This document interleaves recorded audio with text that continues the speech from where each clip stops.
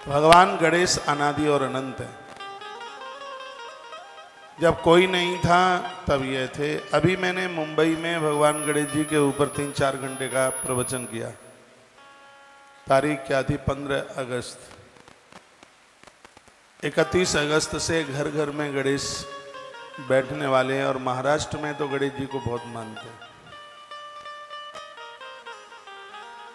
तो वही चर्चा हम आपके बीच में करे लेते हैं। सुमुखशैक दंतस्य कपिलो गज कर्ण का लंबो दृश्य विगडो विघ्न नाशो विनायक धूम्र केतुर गणाध्यक्षो भाल चंद्रो गजानन द्वाद शैतानी नामानी या पटे शुण यादव। इन 12 नामों से जो 21 दुर्वा रोज गणेश जी के ऊपर चढ़ाते हैं वह संसार के संपूर्ण कष्टों से मुक्त हो जाते। 12 नाम है। सुमुख पहला नाम है, एक दंत दूसरा नाम है, कपिल, गजकर्ण, लंबोदर, विघ्ननाशक,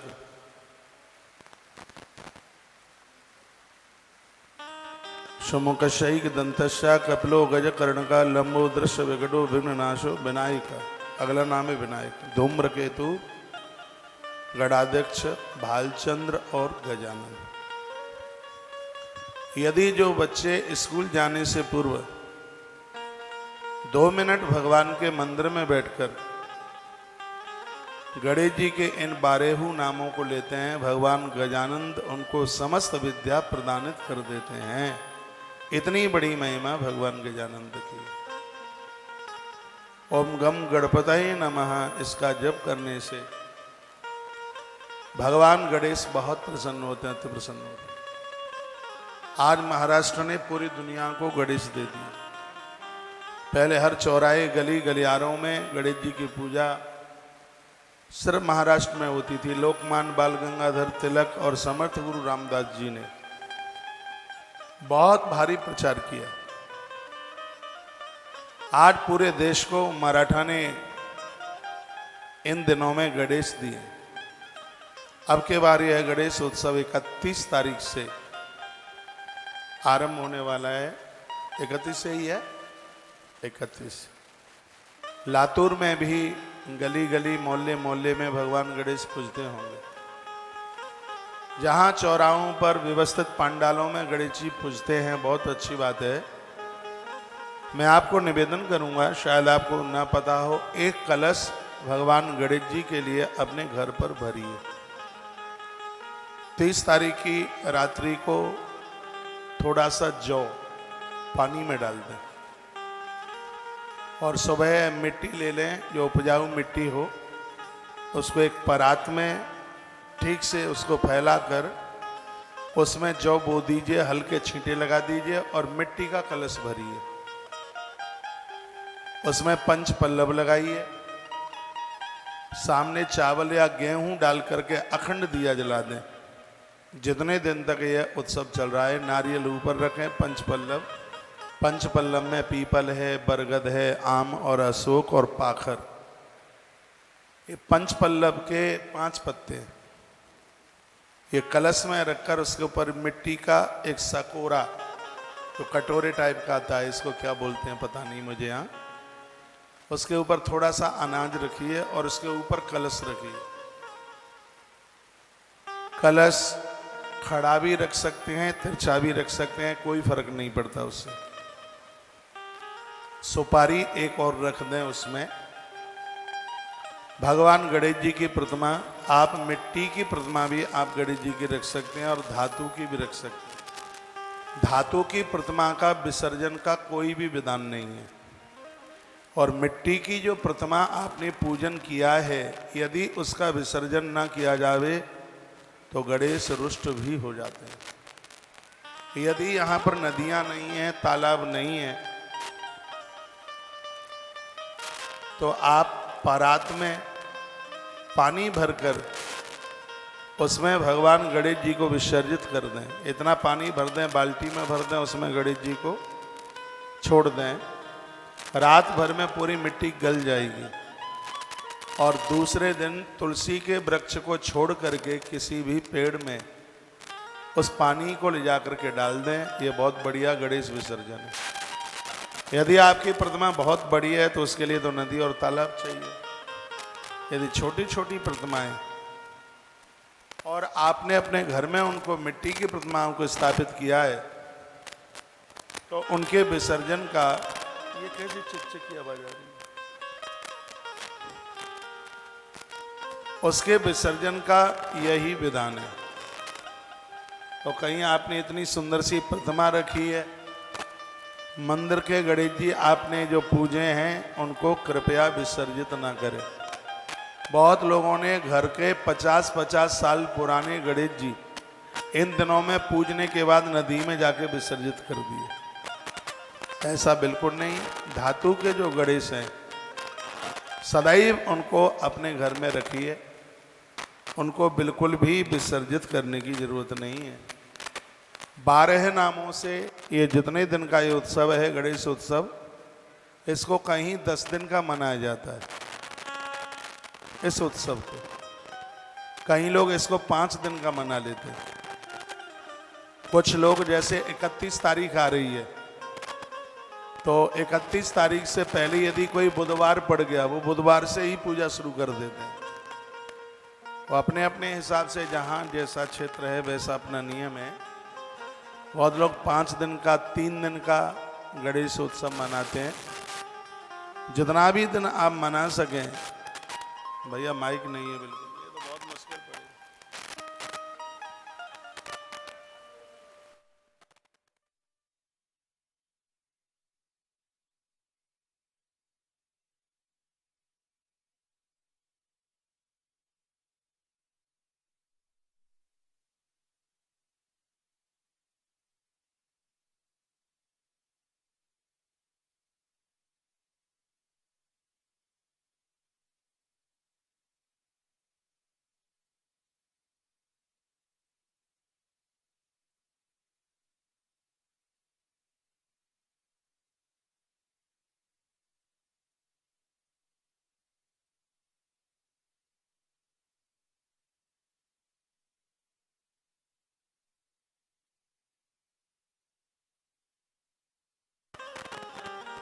गणेश जी के जो 12 नाम हैं वो सब कुछ देने में बहुत सक्षम है। एक नाम के ऊपर एक नाम आप लें और 2 दूर्वा एक साथ चढ़ा दें, या इन नामों को आप 21 बार लें और हर नाम के ऊपर एक दूर्वा चढ़ाएं। 21 दूर्वा भगवान गणेश को चढ़ा दी जावे। ओम गम गणपतये नमः यह बोलकर दूर्वा के साथ थोड़ी सी यदि गुड़ की कंकड़ी, थोड़ा सा गुड़, इतनी डेली 21 डेली कर लीजिए गुड़ की। हर दूर्वा के साथ आप गुड़ चढ़ा दीजिए। इन दिनों में रोजाना आप सिंदूर चढ़ाएं। और याद रखना, गणेश जी को चमेली के तेल के साथ सिंदूर नहीं, गणेश जी को शुद्ध देसी घी के संग मिलाकर के भगवान गणपति के ऊपर सिंदूर चढ़ाया जाता है। माइक बिल्कुल बेकार, मुश्किल हो जाए। मोहन काजू को तुमने अपना मिक्सर नहीं लगाया तो आवाज क्या आ रही?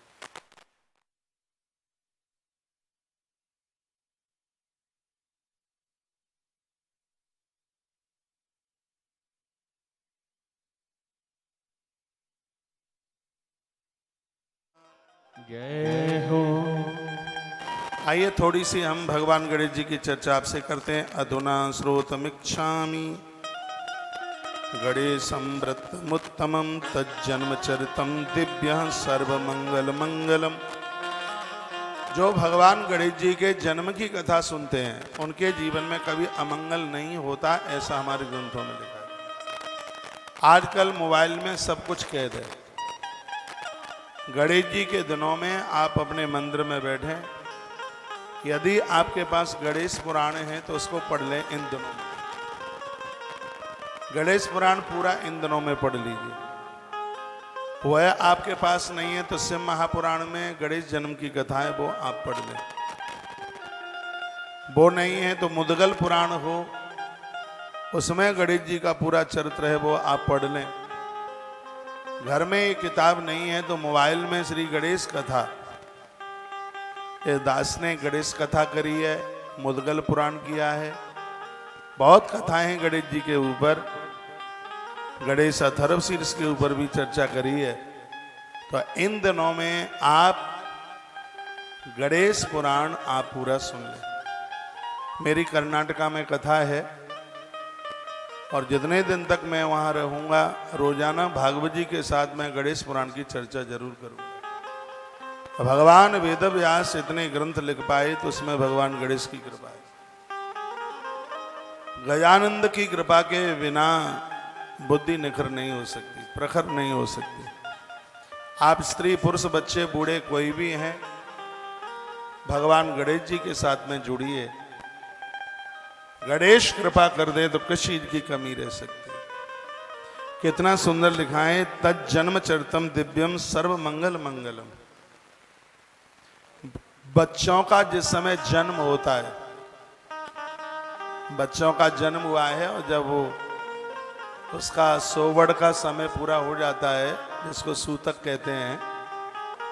सूतक दो प्रकार के होते हैं, एक है जनना सोच और एक है मरना सोच। तो जनना सोच सूतक जब पूरा हो जाता है, उसके तत्पश्चात उस गर्भिणी नारी को गणेश पुराण की कथा सुनाई जाती है। वह अपने बेटे को छाती से लगाकर बेटे को या गोद में बिठा करके, वह पति और पत्नी दोनों आसन लगा करके बैठते हैं, गणेश जी की प्रतिमा सामने रखते हैं और वो है दोनों किसी योग्य ब्राह्मण से, किसी आचार्य से वह गणेश पुराण की कथा सुनते हैं। और यह गणेश पुराण उस नारी ने सुना है। गणेश पुराण सुनकर के उसने अपने बच्चे को दुग्ध पिलाया है, दूध पिलाया है। वह बच्चा इतना होनहार होता है जिसकी कल्पना भी नहीं की जा सकती। ऐसा जो अद्भुत गणेश पुराण इन दिनों में, ये चर्चाएं मैंने पूर्व में करी हैं। आप तुलसी तपोवन यूट्यूब चैनल पर, सत्संग टीवी के यूट्यूब पर ये सगरी कथाएं सुरक्षित हैं। तो 31 तारीख से लेकर जब तक आपका यह उत्सव मराठा में मनता है, तब तक आप रोज सुनिए। कल्प भेदा गणेश सस्या जनी प्रोक्ता विधि परात। कल्प भेद के अनुसार भगवान गणेश के जन्म की कथा कई प्रकार से वर्णित की गई। शनि दृष्टम सरक छिन्नम, इसमें यह भी वर्णन किया गया है कि भगवान श्री गणेश जी के मस्तिष्क छेदन के कई कारण हैं। एक तो कारण आप किसी ने लिखा है गणेश पुराण नहीं है। मैंने तो आज भी देखा है हमारे YouTube पर, सत्संग टीवी पर गणेश पुराण पूरा है, मुद्गल पुराण पूरा है और पहले के भी गणेश पुराण की कथाएं पूरी है। हमने तुलसी तपोवन गौशाला मंडला का उद्घाटन किया 2012 में, तो गणेश पुराण की कथा कह के ही गौशाला का उद्घाटन किया। तो इतना आनंद आया उस कार्यक्रम में। वो संस्कार टीवी पर है गणेश पुराण। उसकी पूरी जानकारी के लिए हमारी यह वीडियो आप जरूर पढ़ते रहा करिए, सुनते रहा करिए। तो मैं आपको निवेदन कर रहा हूं कि एकस्मिन्नैव काले च जया च विजया सखी। एक समय की बात थी, जया और विजया ये दो सखी हैं माता पार्वती की। इनके कहने से माता ने ओवटन की कोई सामग्री रखी हुई थी, उसको एक पुरुष की आकृति दे दी और उसी में से एक वीर बालक प्रकट हो गया। और उस बच्चे ने कहा कि हमारे लिए कोई काम बताएं। मैया ने कहा तो मेरा पुत्र है गणेश, मैं तेरा नाम रखती हूँ। प्रभु महादेव के जितने भी गढ़ होंगे उसमें सर्वोच्च तुम होगे। बेटा मैं स्नान करने के लिए जा रही हूँ, तुम अंदर किसी को मत आने देना। यह मैया गणेश जी को बोली। गणेश जी लाठी लेकर के दरवाजे पर बैठ गए। पिताजी चले आए, भगवान महादेव, गणेश जी ने रोक दिया। शंकर जी ने पूछा तुम कौन हो? बालक ने कहा मैं गणेश हूं। तू कहां से आया? भोलेनाथ बोलेगा माँ ने पैदा किया, जन्म दिया। किसका बेटा है? कौन है तेरी माँ? गणेश ने कहा माँ पार्वती मेरी माँ है। भोलेनाथ ने कहा हमें पता भी नहीं है और तेरा घर में जन्म भी हो गया है। कहा तुम्हें पता कि नहीं? मुझे नहीं मालूम। माँ स्नान कर रही है, मैं तुम्हें अंदर नहीं जाने दूंगा। युद्ध की नौबत आई, महादेव वापस चले गए और उन्होंने नंदी जैसे अपने दिव्य गणों को भेजा। भगवान गणेश ने युद्ध में सबको पराजित कर दिया। स्वयं विधाता ब्रह्मा जी आए, वो भी जबरदस्ती करने लगे। माइक खोल दे भाई। गणेश ब्रह्मा जी की दाढ़ी से लटक गए। ब्रह्मा जी ने कहा बेटा एक बार मुझे छोड़ दे, मैं इस रास्ते से कभी नहीं निकलूंगा। ब्रह्मा जी को छोड़ा, ब्रह्मा जी भागे। वर्णन किया है कि भृंगी आए, गणेश के सामने कोई टिक नहीं पाया। भगवान गणेश ने सबको परास्त किया। उसके तत्पश्चात स्वयं भगवान महादेव आए, युद्ध हुआ और भगवान शंकर ने त्रिशूल फेंक करके मारा और वह त्रिशूल गणेश के मस्तिष्क में लगा। मस्तिष्क छेदन हुआ, समुद्र में गिरा मस्तिष्क। हाथी का मस्तिष्क, उसके बच्चे का मस्तिष्क लाकर गणेश जी के धड़ से लगाया गया। गणेश जी खड़े हो गए। एक तो इसमें यह कथा है। दूसरी, इदानीम श्वेत कल्पोक्ता गणेश उत्पत्ति रुच्यते।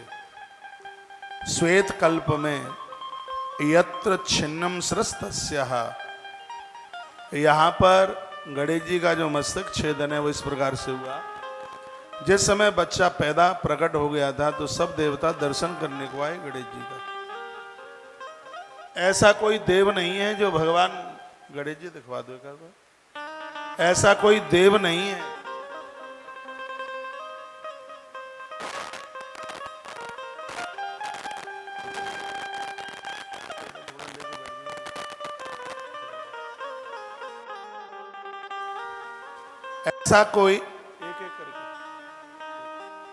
ऐसा कोई देवता नहीं है जो भगवान गणेश की वंदना ना करता हो। गोस्वामी जी ने इतनी बड़ी रामायण लिखी। सबसे पहले गजानंद का गणेश जी का आह्वान किया। प्रातः देवताओं को नमस्कार किया जाता है तो गणेश जी का नाम। वेदों में भी सबसे पहले भगवान गणेश का नाम है। गणानांत्वा गणपति गुंग हवामयी, प्रियाणांत्वा प्रियपति गुंग हवामयी, निधिनांत्वा निधिपति गुंग हवामयी। भगवान गणेश से ही आरंभ है। आप अपने मंदिर में जो भी देवता पूजते हैं, सबसे पहले अपने घर की मंदिर की पूजा गणेश जी से आरंभ करें। उसके बाद में जिन देवताओं को निलाएं धुलाएं, सबसे पहले शुरुआत है वह भगवान गणेश जी से कीजिए। आप शंकर जी के पंचायतन मंदिर में जाते हैं। गणेश जी के मंदिर में 5, बीच में पिंडी, ऊपर कार्तिकेय, ठीक सामने पानी गिरता है नंदी। दाहिने हाथ पर गणेश, बाएं हाथ पर माता पार्वती। ये भगवान शंकर का शिव पंचायतन होता है। अब इस मंदिर में जल कैसे चढ़ाएं? सबसे पहले जल गणेश के ऊपर चढ़ाया जाता है। उसके बाद में जल महादेव के ऊपर चढ़ाया जाता है। उसके बाद फिर जल गणेश के ऊपर। गणेश के ऊपर 2 बार जल चढ़ाया जाता है। एक तो सबसे पहले गणेश जी के ऊपर जल चढ़ाएं, फिर शंकर जी के ऊपर जल, उसके बाद गणेश जी के ऊपर, उसके बाद वीर कार्तिकेय उसके पास, उसके बाद माता जी और उसके पास नंदी। और फिर भी जो थोड़ा सा जल बच जाता है वो भगवान महादेव के पिंडी के ऊपर उसको लुढ़का दिया जाता है। यह पूजा का क्रम है। भगवान गणेश के बिना तो संभवतः कोई पूजा पूरी नहीं हो सकती। जितने भी देवता हैं वो सब गणेश का नित्य दर्शन करने को आते। तो सगरे देवता भगवान गणेश का दर्शन करने को आए। गणेश मंगल मूर्ति है। और मैं कहूंगा, गर्भ में यदि कोई संतान है तो गरुण के और गणेश के ये दोनों नाम हैं, 12 नाम हैं, दोनों के अद्भुत हो जाएगा। गरुण के जो 12 नाम हैं वो संतान को पेट में खत्म नहीं होने देंगे। और गणेश जी के जो 12 नाम है वो पेट में जो संतान है उसको बुद्धिमान बना देंगे। इसलिए गर्भिणी नारी को गरुण और गणेश के 12 नाम रोज लेने चाहिए। जो भी कोई व्यक्ति, दुकानदार, ऑफिस वाला शटर खोलते समय भगवान गणेश के 12 नाम उच्चारण करता है, नेत्र बंद करके भगवान गणेश का ध्यान करता है, याद रखिएगा उसका व्यापार, उसका बिजनेस कभी फेल नहीं हो सकता। अकौआ के गणेश बड़े प्रभावी हैं। अभी मैं इन सब चीजों की चर्चा करूंगा। अभी मैं आपको निवेदन कर रहा हूं कि भगवान गणेश का दर्शन करने के लिए सभी देवता उमड़ पड़े, भारी भीड़ लगी हुई थी। सिगरे ग्रह भी आए और उसमें शनि देवता भी आए। गणेश जी ऐसे बैठे हुए थे और शनि देव थोड़ी साइड में बैठ गए, बगल में। माता पार्वती ने देखा कि सब देवता गणेश जी को माला पहना रहे हैं, लड्डुओं का भोग लगा रहे हैं, लेकिन शनि महाराज नीचे को गर्दन किए के रो रहे, आंख में आंसू है उनके में। सुनिए, मैया गौरा ने, पार्वती ने शनि देवता को पूछा, मेरे पुत्र के जन्म पर सगरे देवता इतने प्रसन्न हैं, क्या तुम इतने दुखी हो कि तुम्हारी आंख में आंसू हैं, तुम रो रहे हो? शनि देव और जोर से रोए, कहने लगे, मां मैं अभागा हूं, लोग मुझसे भयभीत होते हैं, मुझसे डरते हैं। मां, पत्नी चाहे तो पति को बहुत ऊंचा, ये शनि देवता के शब्द थे। हे मां, पत्नी चाहे तो अपने पति को बहुत कुछ बना दे, बहुत ऊंचा कर दे, नाम कमा दे उसका, और पत्नी चाहे तो उसको इतना गिरा दे अपने आदमी को कि वो किसी काम का ना रहे। और बिल्कुल सही है। जानकी जैसी देवी प्रभु राम की गृहिणी बनती है, राम घर घर में पूज जाते हैं, घर घर में उनकी पूजा होती है। नारी के द्वारा समाज फूल की तरह खिलता है। किसी के भी घर का बहुत बड़ा नाम, कितना भी नाम हो, और सो घर की स्त्री ने यदि कुछ ऐसा कुछ कर दिया हो तो सब मटिया मेल होता है। इसलिए नारी को तो बहुत सजग और सावधान रहना चाहिए। परिवार का नाम बड़ा है। शनि देव रो पड़ेगा, मेरे साथ कुछ गलत हुआ है और मैं बहुत कष्ट में हूं। मैया ने कहा, हुआ क्या? कहा, मैं गणेश को देख नहीं सकता, मेरा मन बहुत है कि मैं इनकी छवि देखूं, और यही सोच करके मैं आया था। मैं आज दुविधा में पड़ गया हूं। मां, यदि मैंने तुम्हारे पुत्र को देख लिया तो मेरी दृष्टि इतनी क्रूर है कि तत्काल तुम्हारे बच्चे की मृत्यु हो जाएगी। मेरी दृष्टि इतनी खतरनाक है, शिरच्छेदन हो जाएगा। मेरी दृष्टि इतनी खतरनाक है। इसलिए मां, मैं आंखें नीचे करके मैं रो रहा हूं। शनि ने कहा, मां एक दिन की बात थी, मेरी पत्नी संध्या के समय में 16 श्रृंगार करके आई। सूर्य अस्तांचल की तरफ चला गया था और मैं भगवान नारायण के ध्यान में बैठा था। मां संध्या का समय नारायण को पूजने का, मैं उनके ध्यान में था। इतने में मेरी पत्नी सज धज करके आई। और मां, ये दुनिया जानती है कि कुछ काम ऐसे हैं जो संध्या के समय नहीं होते। संध्या के समय दोनों वक्त मिलते समय भोजन नहीं किया जाता। संध्या के समय में श्रृंगार नहीं किया जाता। संध्या के समय में व्यक्ति वासना ग्रसित संसारीय भोग नहीं करता। संध्या के समय में व्यक्ति सोता नहीं है। ये 4 काम संध्या के समय में नहीं होते। यदि वो सोएगा संध्या के समय में, आंख की ज्योत खत्म ही नहीं, आंखें ही खत्म हो जाएंगी। संध्या के समय में भोजन करेगा, पेट संबंधी तमाम बीमारियां पैदा हो जाएंगी। संध्या के समय में स्त्री पुरुष के संबंध में दोनों की एकाकार वृत्ति जिससे वर्ण संकरीय संतान का जन्म हो जाएगा। और संध्या के समय में यदि श्रृंगार किया है तो घर की भाग्य लक्ष्मी किनारा कर जाएगी। तो हे मां, शाम का समय था और मेरी पत्नी 16 श्रृंगार करके आई। मैं नारायण के ध्यान में बैठा था, मैंने उसकी तरफ देखा भी नहीं, क्योंकि हे माता, संध्या का समय संसार को देखने के लिए नहीं, संध्या का समय भगवान के चिंतन के लिए होता है। मैंने उसे देखा नहीं। वो इतनी कुपित हो गई, इतना उसने क्रोध किया और उसने मुझे श्राप दे दिया, और मैं उस श्राप से बड़ा परेशान हूं। मैया ने कहा क्या श्राप दिया?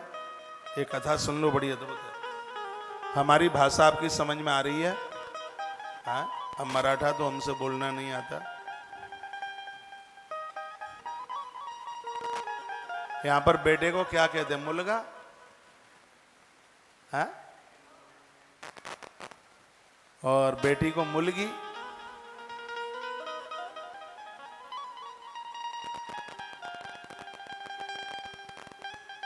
आप लिया मुलगा मुलगी, सब तो ठीक होंगे ना? ठीक नहीं है? मुलगा मुलगी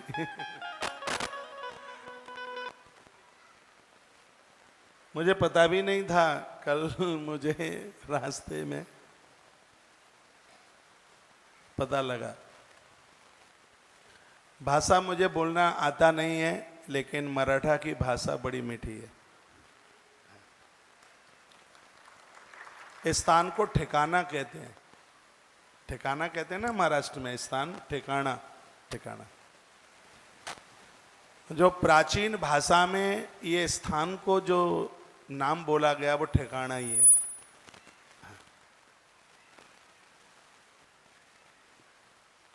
और तुम्हारे को क्या बोलते हैं? तू, तुमाल्या, तुल्या क्या बोलते हैं? तू को तू ही बोलते हैं, तुम ही बोलते हैं ना, तुम ही। और ठीक को क्या बोलते हैं? ठीक है? क्या? हमसे नहीं आता। बोलो बांके बिहारी लाल की जय हो।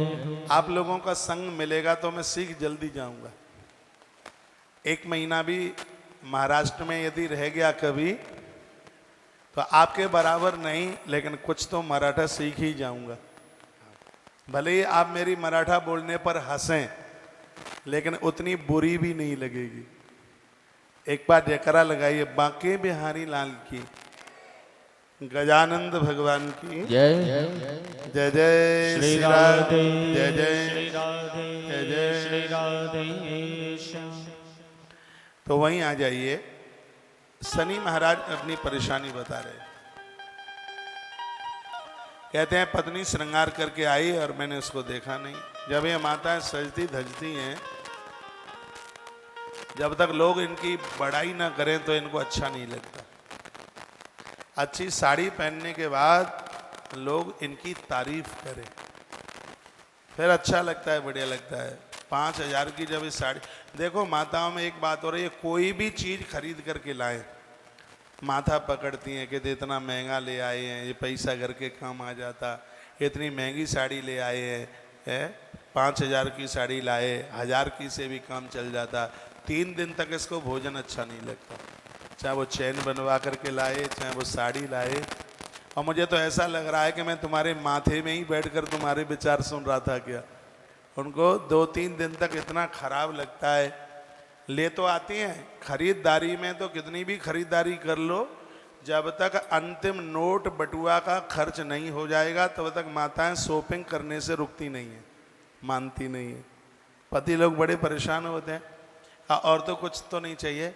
हाँ वो देखो, वो केशव ज्वेलर्स वो दिखाई दे रहा है ना, वो मैया पीछे देख रहे एक मान लिया जाए सामने दुकान दिखाई दी, एक बार देखो ना। हमने ऐसा सुना है, हमारी चाची बोल रही थी कि सोना 2,000 रुपया सस्ता हो गया। और मौका है, सुनो, ज्वेलरी वाले ने मुझे फ़ोन किया था 5-7 दिन में सोने पर 5,000 रुपया तोले पर बढ़ने वाले हैं। और वो ऐसे ही खुश करती हुई और पति को वहां तक ले गई। ज्वेलरी वाले ने कहा, ओ दीदी आप आए हैं, आपसे तो मैंने कभी कमाया ही नहीं, ये देखो कितनी नई डिजाइन की चेन चल के आई है। ज्वेलरी वाला छोड़ देगा? ज्वेलरी वाला मां नाक के लिए कुछ बनवावे तो मां से न छोड़े, आपसे कैसे छोड़ देगा?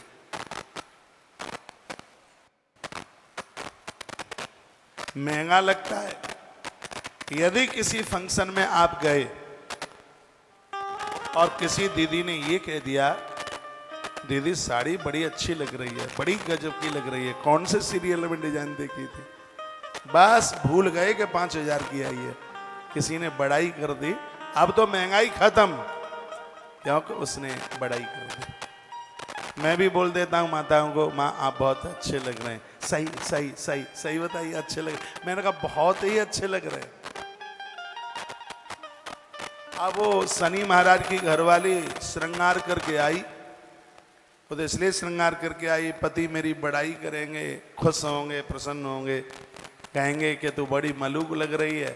लेकिन सूर्यपुत्र शनि ने तो देखा भी नहीं उसे, तो इतनी कुपित हो गई, इतने क्रोध में आ गई वह शनि की पत्नी, और उसने कहा सुनो, तुम्हें अपनी तपस्या का इतना घमंड है? आंख बंद करके बैठे हो, मैं श्रृंगार करके आई, मुझे देखा नहीं तो मैंने श्राप दिया तुम्हें, अब जब भी किसी को देखोगे आंख खोलकर, शरीर में उसका मस्तिष्क ही नहीं रहेगा, मस्तिष्क समाप्त हो जाएगा। ये श्राप शनि की घरवाली ने शनि महाराज को दे दी। अब तब से शनि देवता कहते हैं मैं किसी को देखता नहीं, जिसके ऊपर मेरी निगाह पड़ जाए वो किसी काम का नहीं रहता। मां मन तो मेरा था तुम्हारे पुत्र गजानन को देखने के लिए, लेकिन पत्नी ने श्राप दिया है, इसलिए बच्चे का कहीं मस्तिष्क छेदन ना हो जाए, इसलिए मैं डर रहा हूं, घबरा रहा हूं, भयभीत हूं, इसलिए मैंने गर्दन नीचे कर ली है। मां परम्बा बोली अच्छा तेरी घरवाली की वजह से मस्तिष्क कटते तो अभी तक तो दुनिया बिना मस्तिष्क वाली रह जाती, कुछ नहीं होता, चलो गणेश को देखो ठीक से। और मैया नहीं मानी। जैसे ही शनि महाराज ने भगवान गजानंद के ऊपर दृष्टि डाली तो शनि दृष्टम वर्णन किया, शनि दृष्टम शिरच्छिन्नम संचितम गजमाननम। शनि महाराज की दृष्टि पड़ते ही गणेश का मस्तिष्क कटता हुआ सीधे समुद्र में जाकर के गिर। शनि महाराज की दृष्टि बड़ी खतरनाक दृष्टि है। शनि आज भी देखते हैं, किसी को 2.5 साल के लिए, किसी को 7.5 साल के लिए, कहते हैं ना अड़ैया दशा लग गई है, 7.5 ही लग गई है। उस समय माता ने शनि को कहा था कि तुम्हारी पत्नी ने कहा है कि मस्तिष्क छेदन हो जाएगा, लेकिन उस श्राप को कम करती हुई मैं तुम्हें बोलती हूँ, कलयुग के लोग तो बड़े भोले सीधे साधे होंगे, कहाँ उनके पास तपस्या होगी, जिनके ऊपर भी तुम्हारी दृष्टि जावे तो वह मस्तिष्क कटने का श्राप सिर्फ मस्तिष्क दर्द में बदल जाए। जब शनि की अड़ैया या 7.5 आती है तब माथा बड़ी जोर से दुखता है, लेकिन उससे तो बढ़िया है कि माथा कटता नहीं है, नहीं तो मस्तिष्क छेदन हो गया होता तो कितनी आफत आ जाती। ये माता पार्वती ने कृपा करी है, इसलिए मैया के लिए ताली बजाओ, उन्होंने हमारे कटते हुए मस्तिष्क को बचा लिया। उसके तत्पश्चात समुद्र में जब मस्तिष्क गिरा तो सिगरे देवताओं ने गणेश जी का मस्तिष्क मांगा, लेकिन सागर मस्तिष्क देता नहीं, तो माता पार्वती ने श्राप दे दिया समुद्र को। क्या कहा, हे सागर हमारा श्राप है, तेरे अंदर मिठासता नहीं है, हमने अपने बेटे का माथा मांगा और तूने नहीं दिया, तो तेरी मिठासता थोड़ी बहुत जो भी है वो सब खत्म हो जाए, और यह मेरा श्राप है तो अपने आप में खारा हो जाए। तब से लेकर के आज तक समुद्र खारा है। नहीं तो ये नदियां इतनी मीठी हैं तो समुद्र का जल भी तो मीठा होना चाहिए था, लेकिन सागर का जल मीठा नहीं, वो खारा है। इसलिए खारा है क्योंकि गणेश जी का मस्तक गिरा समुद्र में। देवताओं ने मांगा, स्वयं मैया पहुंची, मांगा। सागर शंकर जी से द्रोह रखता है, वो सोचता है समुद्र मंथन ना होता और यदि विष महादेव ना पीते होते तो मेरा सागर मंथन ही नहीं हो पाता। तो सब तब से वो महादेव से इतना द्वेष मानता है, उसने गणेश जी का मस्तक दिया नहीं। तो माता ने कहा, सुन, तेरे लिए तो मेरा श्राप है कि तू खारा हो जाए, और प्रकृति के लिए मेरा वरदान है कि मेरे पुत्र का मस्तक जहां भी गिरे वह जपने पहनने वाली माला में सुमेरु का रूप धारण कर ले। जो 108 मनके की जो आप माला जपते हैं ना, जो बीच में जो सुमेरु है, पहाड़ों में सबसे ऊंचा है सुमेरु। ये सुमेरु क्या है? भगवान गजानंद, भगवान गणपति ही माला में सुमेरु बन करके आए हैं। जब का कोई भी पुण्य फल नहीं मिलता यदि उसको सुमेरु से यदि उसका जप न किया जाए। सुमेरु को लांगा नहीं जाता, जब माला में वो सुमेरु आता है तो वहां से माला को पलट दिया जाता है। माला पूरी होती है तब आंखों में लगाई जाती है, और माला शुरू करते हैं जपने के लिए तो सुमेरु के ऊपर जल डाला जाता है, पानी डाला जाता है। सुमेरु के ऊपर पानी क्यों डाला जाता है?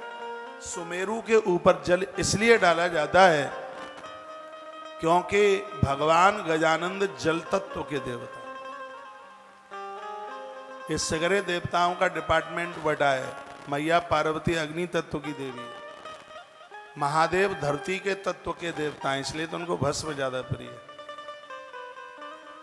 भगवान नारायण आकाश तत्व के देवता हैं, सूर्य भगवान वायु तत्व के देवता हैं, और भगवान गणेश हैं वो जल तत्व के देवता हैं। कहीं गणेश की प्रतिमा नहीं मिलती तो एक लोटा पानी का भर के रख लो, और वही अपने आप में भगवान गणेश के रूप को प्रकट हो जाता है वह जल। याद रखिएगा इस बात के लिए, गणेश जी को हाथी का मस्तक इसलिए मिला है क्योंकि हाथी को पानी, हाथी को जल बहुत प्रिय है। कभी हरिद्वार आप जाएं तो शाम के समय आप देखेंगे हजारों हजारों हाथी माँ गंगा में जाकर के लोट पीट करते हैं। हाथी पानी के बिना नहीं रह पाता, जल के बिना। एक भागवत जी में कथा आती है, हाथी को जल इतना ज्यादा प्यारा है, प्रिय, इसलिए तो अपने 10,000 परिवार के लोगों को सरोवर में स्नान कराने के लिए लेके चला गया।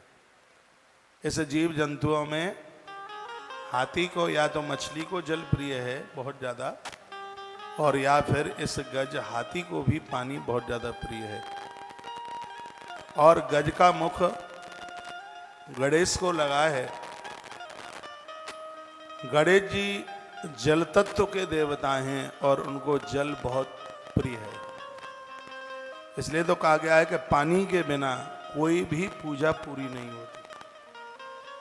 मैं यह कथा में बैठा हूं, जल लेकर के बैठा हूं।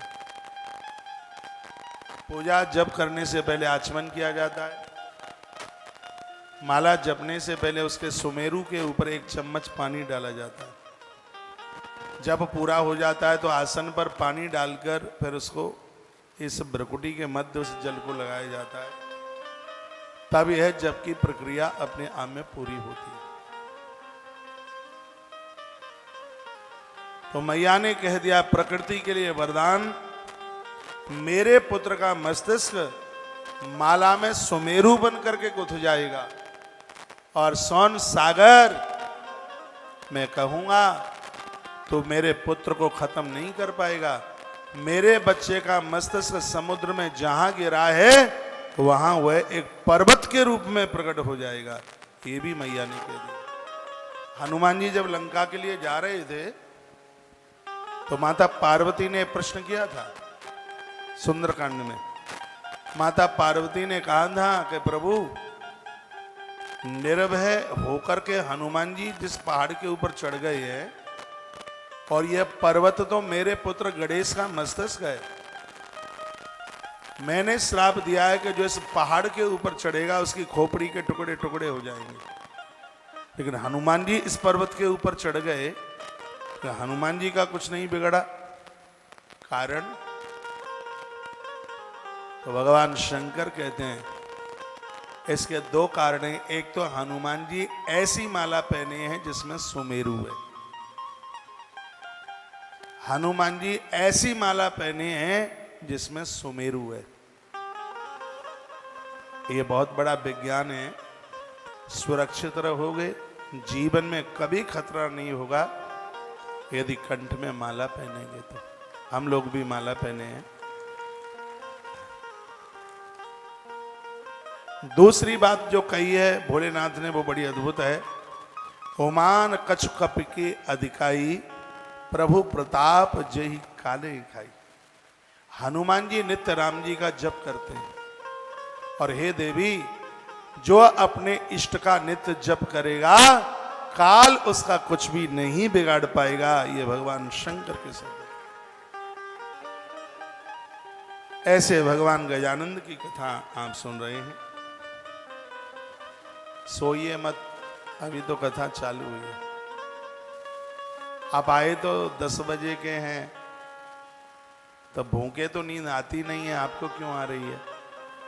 आपको आलस्य सा आ रहा है, आपको प्रमाद सा आ रहा है। आइए 2 पंक्तियां भगवान गणेश को समर्पित कर दूं, फिर देखिए वो बड़ी सुंदर सी पंक्तियां हैं। हमारी कथा में रस बरसाओ, है क्या?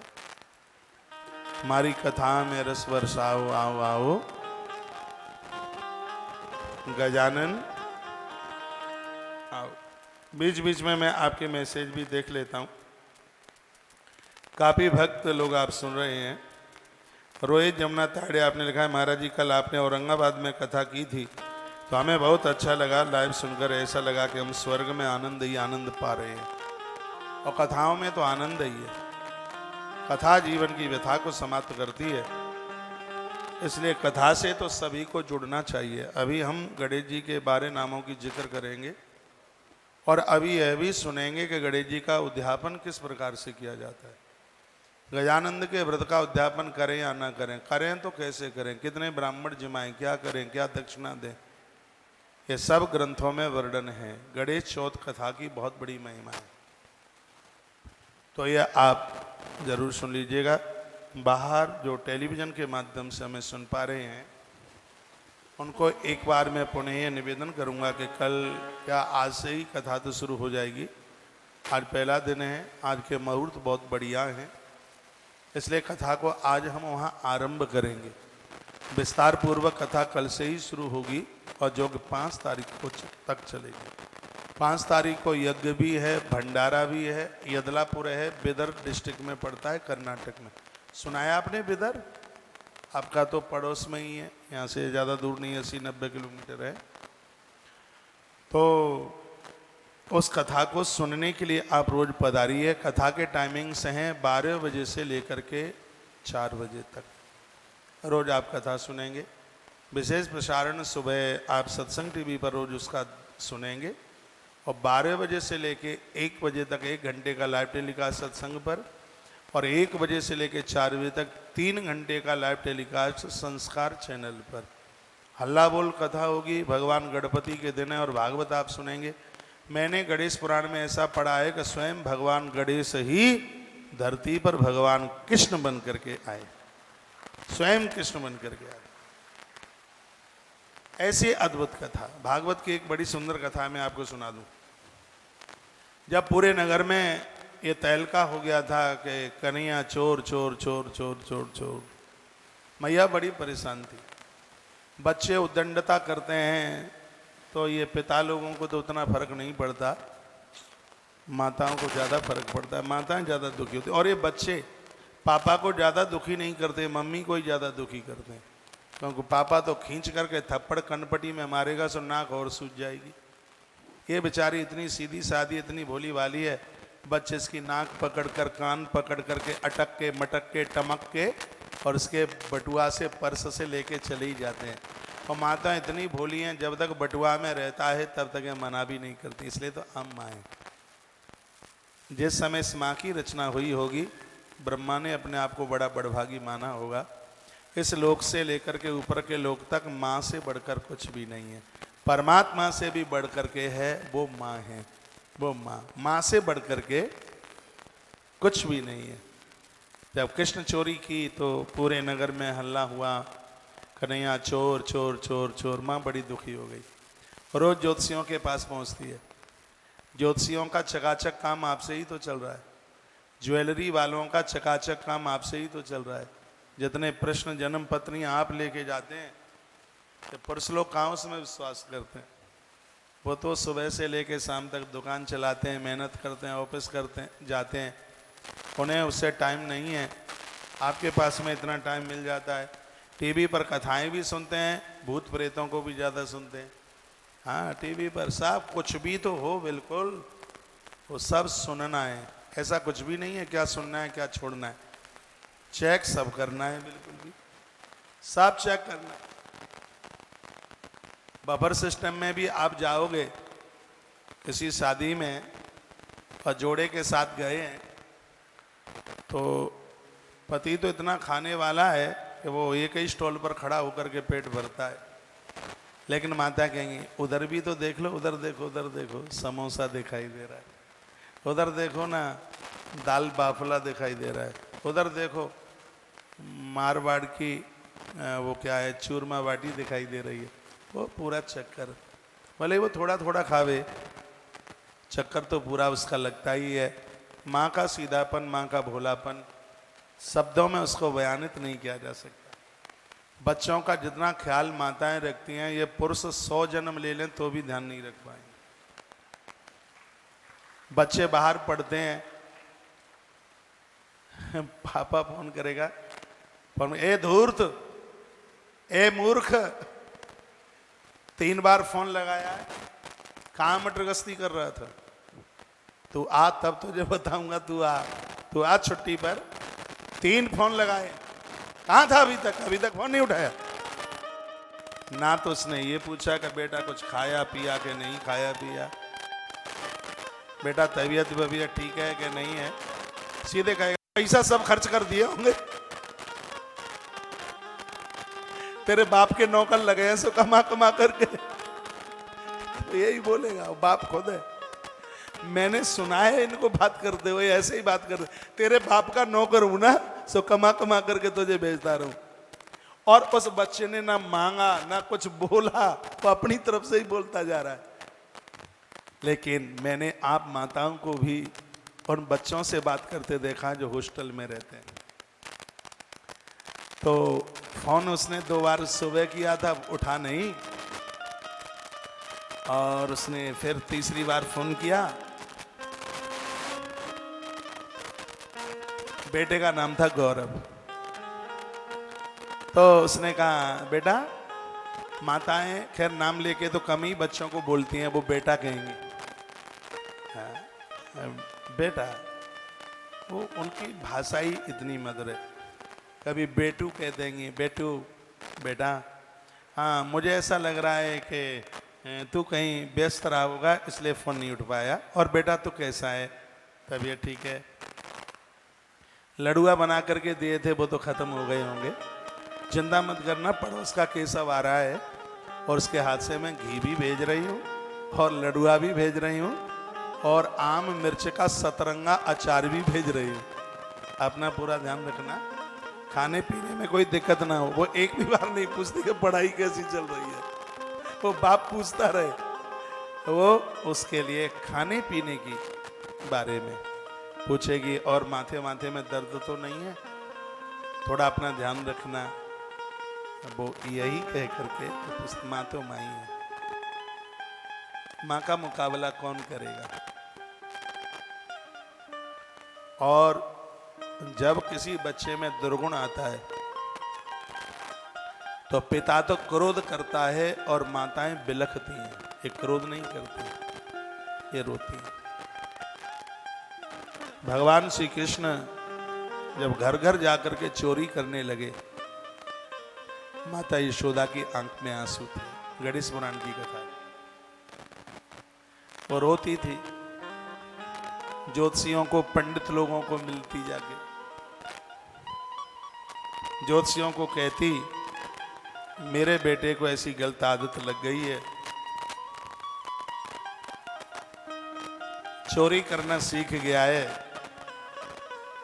मैया को तो पता नहीं था कि इसकी तो चोरी में भी बड़ा रहस्य है।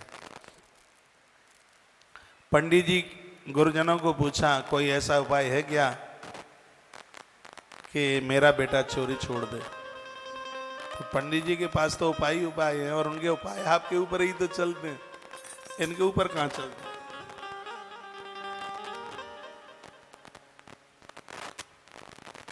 बहुत उपाय, ये सगरे उपाय आप ही तो करती हैं। और जितने भी पंडित जी उपाय बता रहे हैं वो इनके लिए थोड़ी बताते हैं, आपके लिए बता रहे हैं। आप उनको करती हैं, इनसे नहीं होता। उपाय की कोई बात आ जाए तो घर का सगरा काम छोड़ करके कान ऐसे खड़े करके टीवी के सामने है?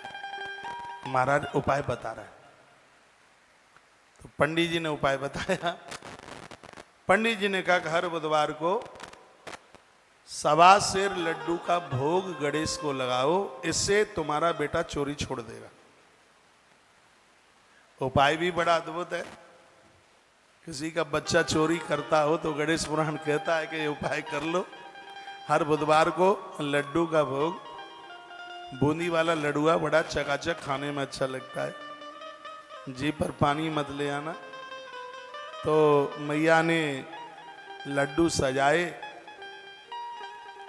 लेकर चल पड़ी। कन्नू को कन्हैया को साथ में लिया, कहा चल मेरे साथ। कहा कहाँ? मंदिर। बच्चों को कथा में लेके जाया करो, मंदिरों में लेके जाया करो। गुरुजनों के पास जाते हो तो बच्चों को लेके जाओ, इससे बड़ा अच्छा असर होता है उनके ऊपर। मैया मंदिर में पहुंची और इतना बड़ा थाल जिसमें लड्डू रखे हुए थे गणेश भगवान के सामने मैया ने रख दिए। बेटा के हाथ में पानी लगाया माता ने, फूल वूल चढ़ा दिए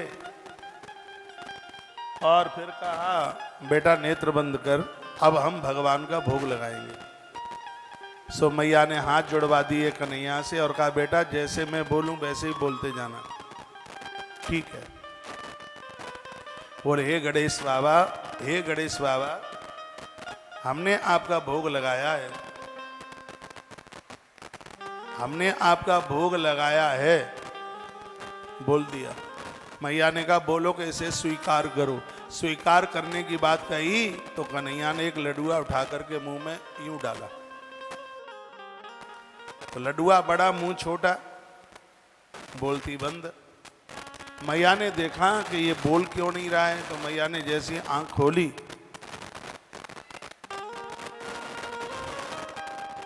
तो वो अपने मुख में लड्डू रखे थे। एक लड्डू मुंह में था और एक हाथ में था। एक लड्डू मुख में और एक लड्डू हाथ में।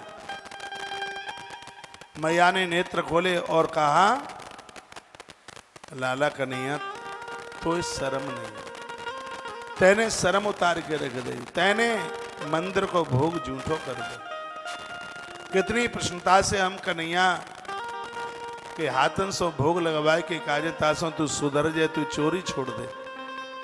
तैने मंदिर को भोग झूठो कर दो तो शर्म नहीं लगी।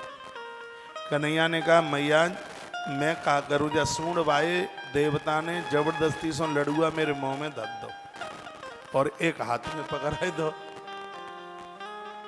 जामे मेरी गलती का है। मैया बोली ज्यादा बातें मत बना, ये पत्थर को भगवान को मुंह में लड़ुआ नहीं रख देगो। अब कृष्ण ने मन में विचार किया कि एक तरफ तू इसे पत्थर का समझ रही है और दूसरी तरफ तू इसका भोग लगा रही है, तो जो भगवान को प्रतिमा को पत्थर धातु का समझते हैं उनका भोग देवता कभी भी नहीं लगाता। एक तरफ तू पत्थर का समझ रही है और एक तरफ भोग लगा रही है। यदि ये पत्थर का ही है तो भोग लगाने की जरूरत क्या है।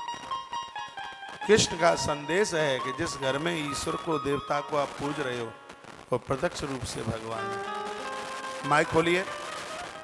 वह ईश्वर है, ईश्वर समझ करके ही उसकी पूजा कीजिए।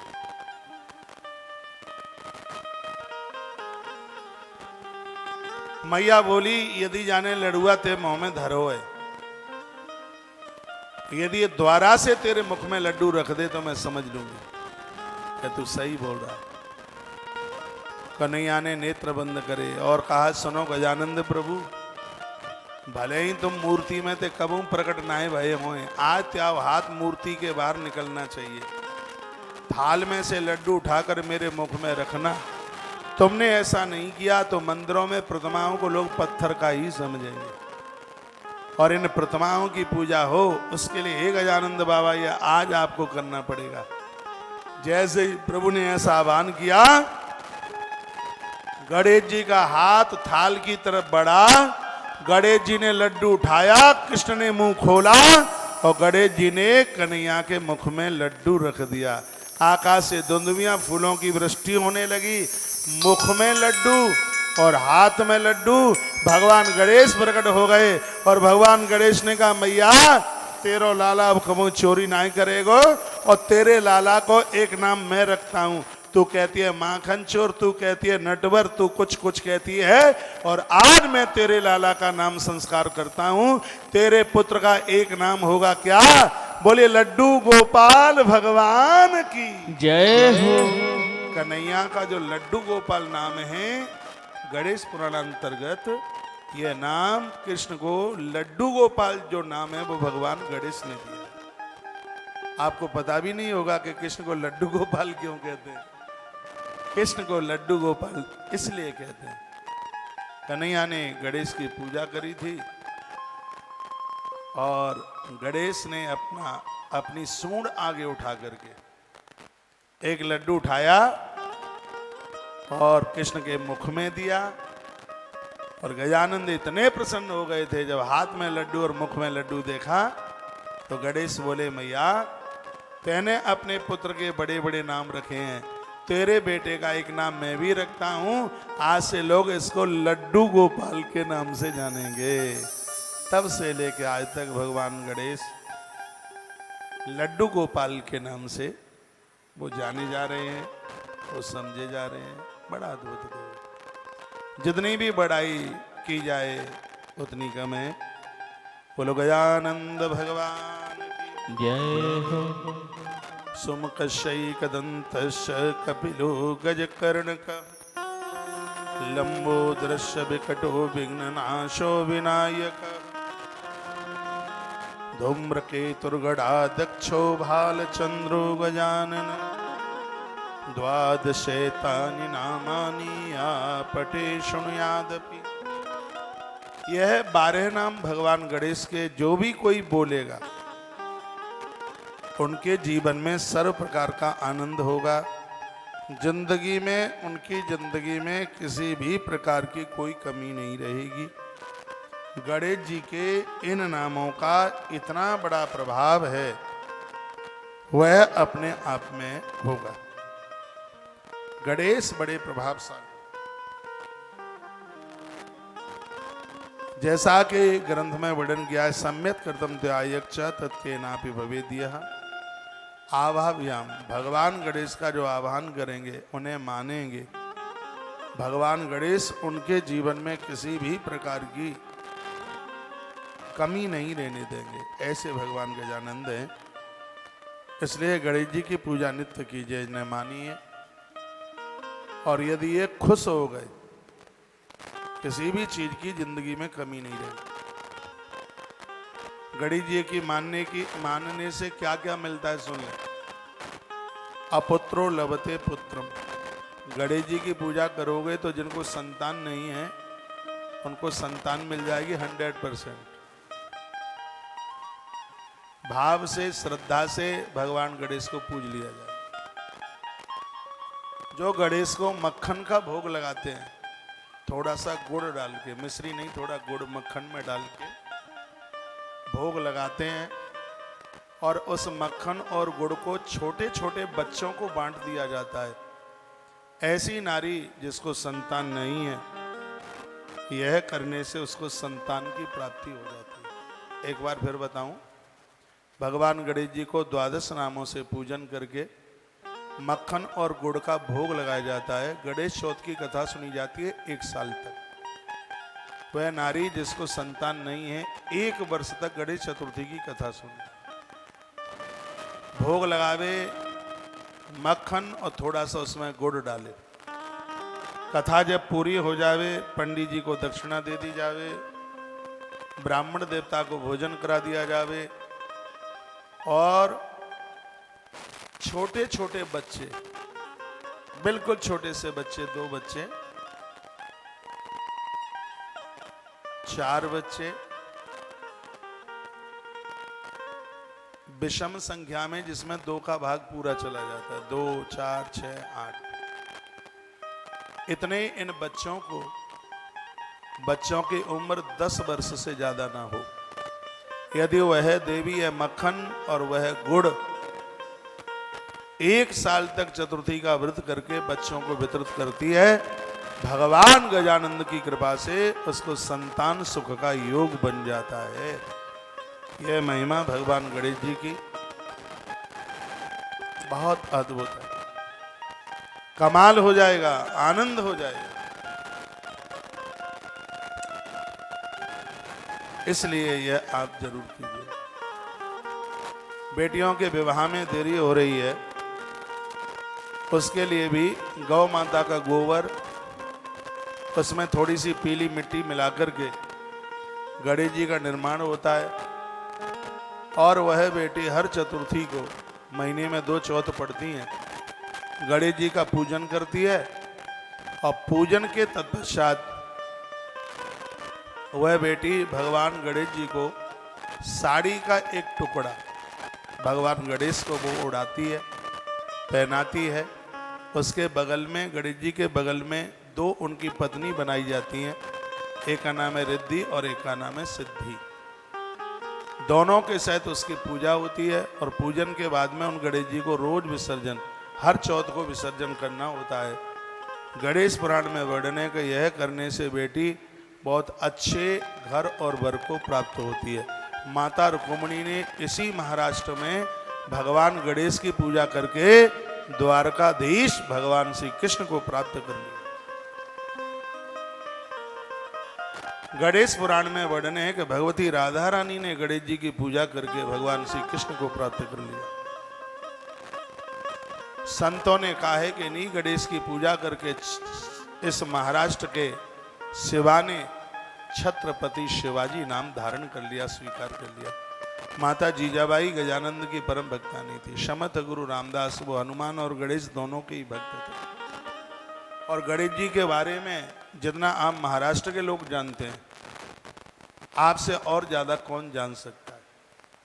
छोटे छोटे बच्चे गणेश जी को एक ज्योत जला करके उनको वंदन करते हैं, उन्हें प्रणाम करते हैं, अलसी का फूल चढ़ाते हैं गणेश के ऊपर। अलसी, गणेश जी के ऊपर बच्चे अलसी के फूल चढ़ाते हैं। दूर्वा की माला कलावा में लपेट करके दूर्वा की माला गणेश को पहनाते हैं। संपूर्ण ग्रंथों का, किताबों का ज्ञान उन बच्चों के माथे में आकर के बैठ जाएगा। यह भगवान गणेश जी की इतनी बड़ी महिमा है। पुत्रो लभते पुत्रम, जिसको पुत्र नहीं है, जिसको संतान नहीं है, भगवान गणेश गजानंद उन्हें संतान देते। अपुत्रो लभते पुत्रम, निर्धनो लभते धन, जो निर्धन है, जिनको पैसा नहीं है, जिनको धन नहीं है, भगवान गणेश उनको चकाचक उनके कारोबार को चला देते हैं। आप दुकानदार लोग यहाँ बैठे हैं, अपने मंदिर जो आपने अपने दुकान में जो मंदिर बनाया है, उसमें ऐसे गणेश जी छोटे से बनाइए जिनकी सूंड दाईं तरफ है। दाईं तरफ जो सूंड होने वाले जो गणेश हैं, ये घर में बरकत करते हैं। परदेश में गई हुई दौलत वापस आ जाती है। आपकी तरफ से दाया नहीं, गणेश जी की तरफ से दाएं नहीं।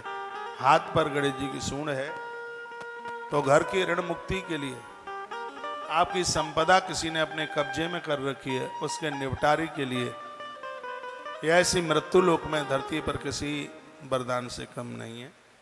आइए मैं 2 मिनट का एक भगवान गणेश को पंक्ति समर्पित करूं। उससे पहले मैं आपको निवेदन कर दूं, हो सकता है कि आप में कुछ ऐसे नए श्रोता हों जिनको यह ना पता हो कि ये महाराज का परिचय क्या है। ये कथा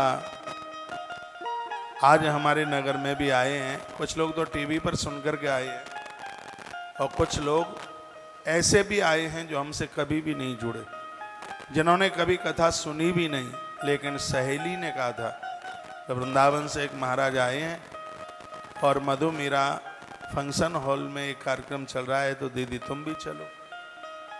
तो उनको पता नहीं होगा और वो अपनी दीदी के संग सहेली के साथ यहाँ चल के आई है।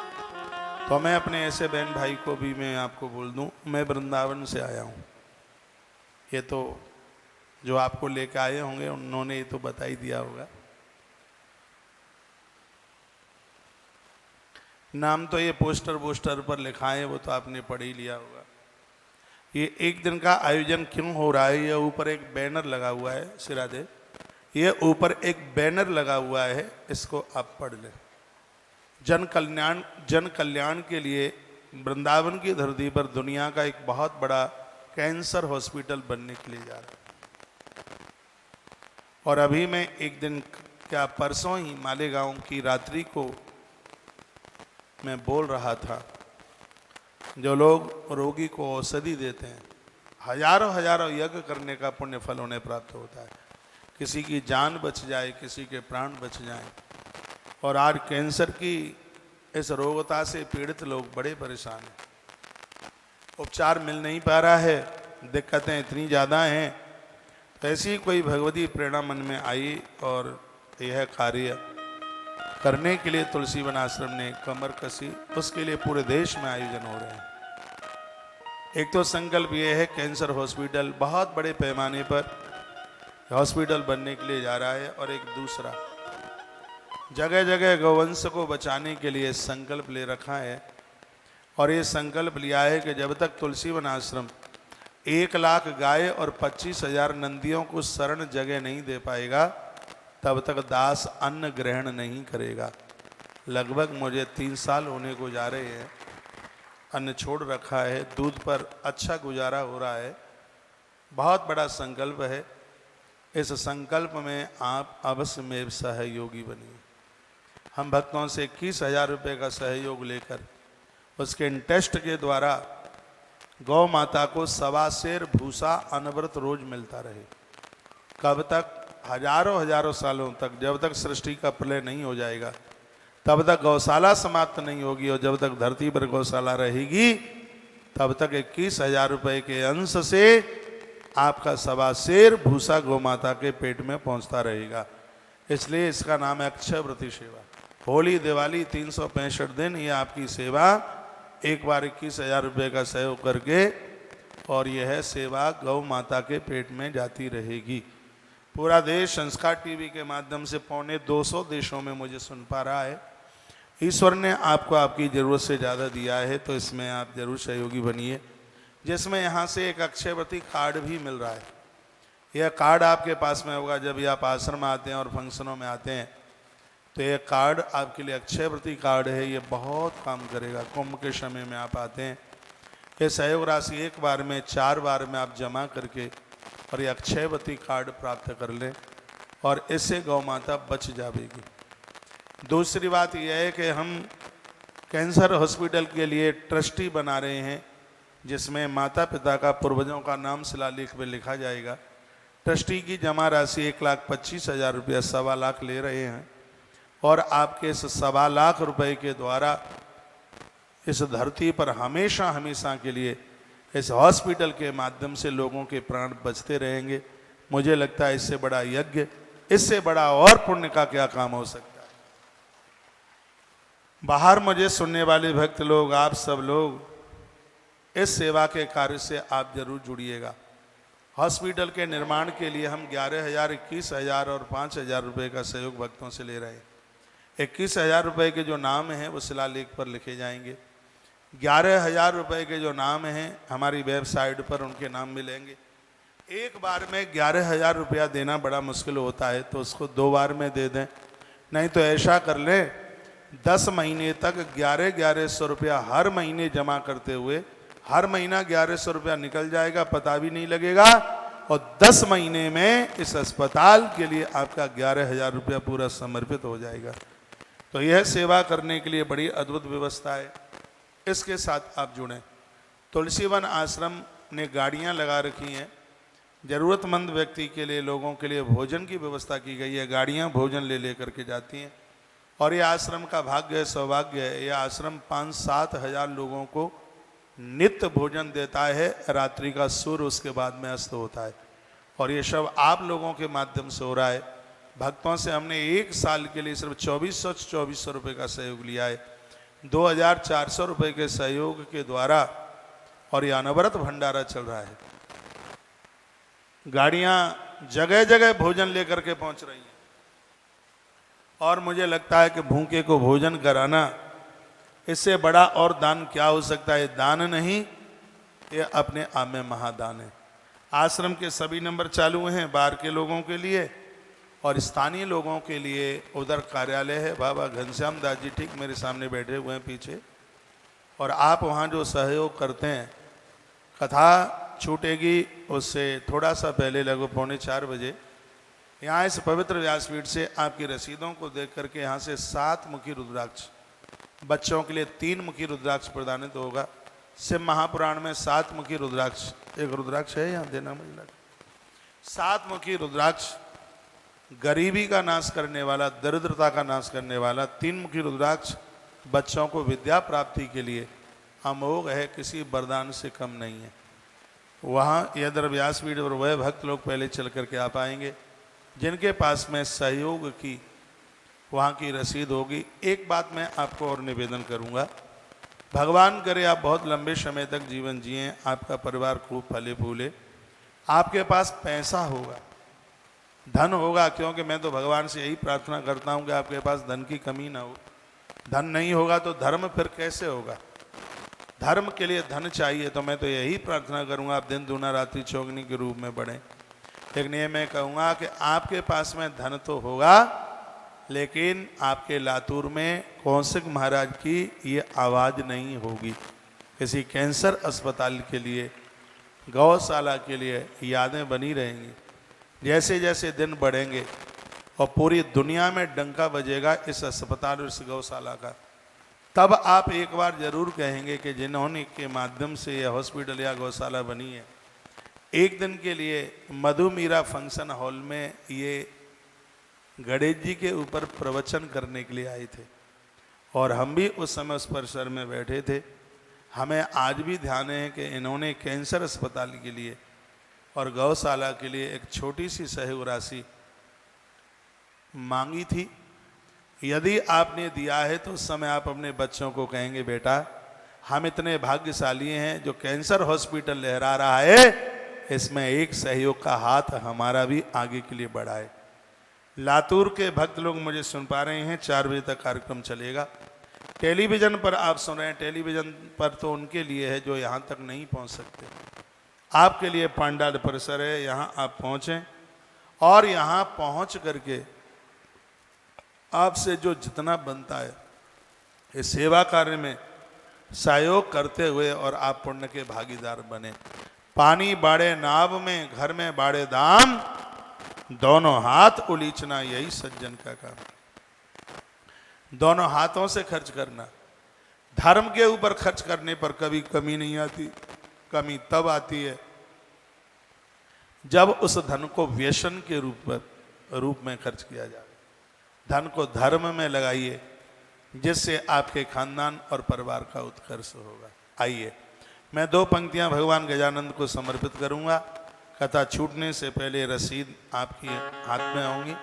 आचार्य जी यहाँ से अनाउंस कर रहे होंगे और वह प्रसाद यहाँ से आपको प्राप्त हो रहा होगा। बाहर ठीक मेरे सामने कार्यालय लगा हुआ है, एक बार आप वहाँ संपर्क करते हुए जो भी आप सेव करते हैं उसकी रसीद आप जरूर लीजिएगा। धन्यवाद है मराठा का।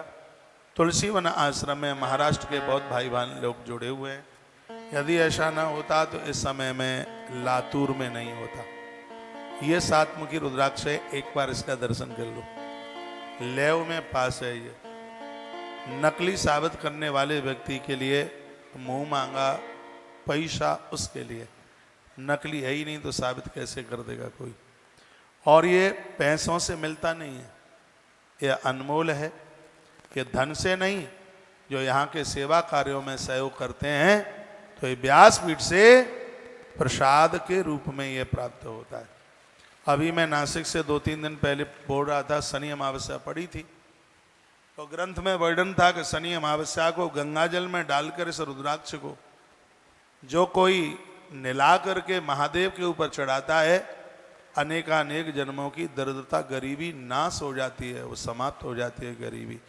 जब जब भी अमावस्या आपके घर में, शनिवार को अमावस्या पड़ती है तो ये तो बहुत बड़ी बात हो गई है, नहीं तो मैं कहूँगा हर अमावस्या को इसको आप गंगा जल में डाल करके एक रात पहले से गंगा जल में डुबो दें, 14 से चतुर्दशी से, और अमावस्या के दिन इस रुद्राक्ष को भगवान महादेव के ऊपर चढ़ाइए। भगवान शंकर कुबेर को बहुत बड़े भंडार का मालिक बना सकते हैं, भगवान महादेव आपको भी बहुत कुछ दे देंगे, सब कुछ दे देंगे। शिव महापुराण का श्लोक है, सप्तमुखी रुद्राक्ष के लिए सा दरिद्रो जायते ईश्वरो भवेत। यह दरिद्रता का नाश करता हुआ व्यक्ति को परमात्मा की तरह संपत्तिवान बना देता है। यह इसका प्रभाव है, सप्तमुखी रुद्राक्ष आप देख रहे हैं, और यह आरती से पहले यहाँ से आपको प्रदानित होगा। तो सामने कार्यालय लगा हुआ है और वहाँ पर आप संपर्क करते हुए यह प्रसाद आप ले लें। इसके संग 3 मुखी रुद्राक्ष बच्चों के लिए और मिलेगा। आइए